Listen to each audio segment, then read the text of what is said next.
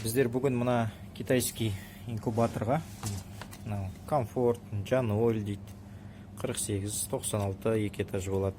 Соған тенін алып сап, енді теннің орнына кабель орнатып жатырмыз. Қазіргі таңда міне углеродный кабель.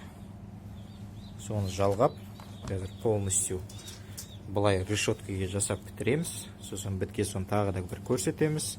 Негізі бұны 2-3 жыл бұрын практикада өткізгенбіз. Клиенттерге ұнады, жақсы деді.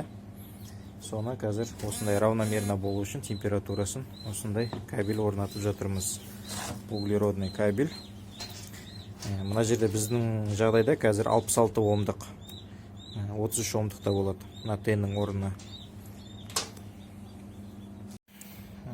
Міне бізде полный 5 метрлі орап шықтық.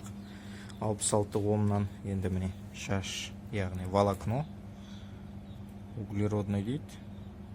Осындай болады. Қазір соединительмен жалғаймыз, және де термоусадкамен изолировать етіп тастаймыз.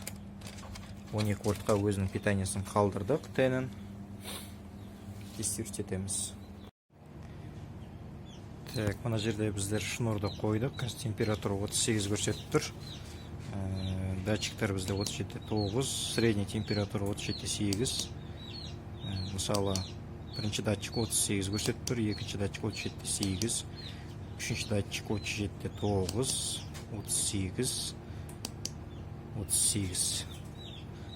Мінекейіңіздер. Температурам бәрі 5 датчик ішінде салынған.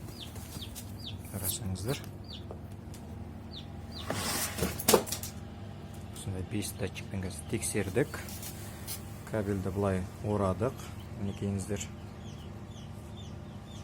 Өте жақсы.